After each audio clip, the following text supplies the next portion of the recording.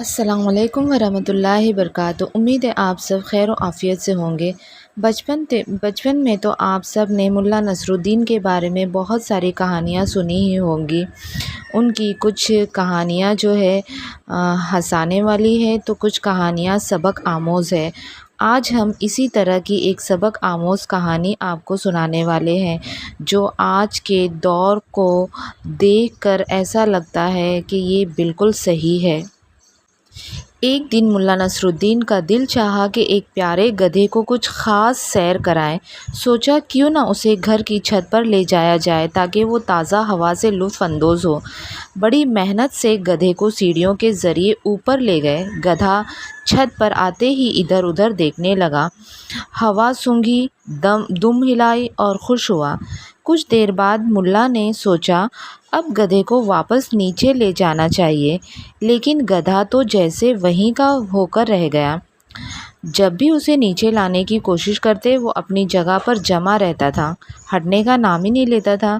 ملا نصر الدین نے منتیں کی، زور آزمایا، چالاکی سے کام لیا، مگر گدھا ٹس سے مس نہ ہوا۔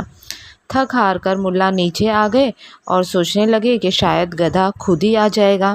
کچھ ہی دیر میں شور سنائی دیا۔ ملا نے اوپر نظر ڈالی تو دیکھا گدھا اپنی لاتوں سے چھت کو توڑنے کی کوشش کر رہا ہے۔ ملا نصر الدین گھبرا گئے، کیونکہ چھت اتنی مضبوط نہ تھی کہ گدھے کی ضد برداشت کر سکے۔ فوراً اوپر بھاگے اور گدھے کو نیچے لانے کی آخری کوشش کی، لیکن گدھا اپنی ضد پر تھا۔ ملا نے جیسے ہی اسے کھینچنا چاہا، گدھے نے ایک زوردار لات ماری اور ملا نصر الدین کو سیڑھیوں سے نیچے جا گرے۔ گدھا بدستور چھت پر چڑھ کر اپنی ضد سے چھت کو نقصان پہنچاتا رہا اور آخر کار چھت ٹوٹ گئی اور گدھا چھت سمیت زمین پر آ گرا۔ ملا نصر الدین درد سے کراہتے ہوئے زمین پر بیٹھے اور سر پکڑ کر سوچتے رہے اور خود سے بولے، کبھی بھی گدھے کو مقام میں بلند پر نہیں لے جانا چاہیے۔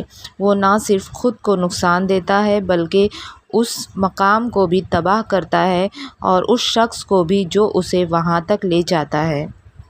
یہ کہانی آج کے دور میں بھی سچ معلوم ہوتی ہے۔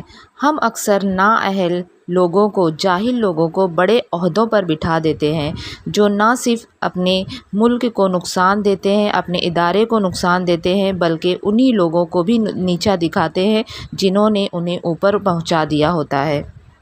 اس لیے تعلیم، ترقی اور بلندی ایسی حاصل کریں کہ جس سے ہمارے ملک کو اور ہمارے ملک کے رہنے والوں کو فائدہ پہنچے۔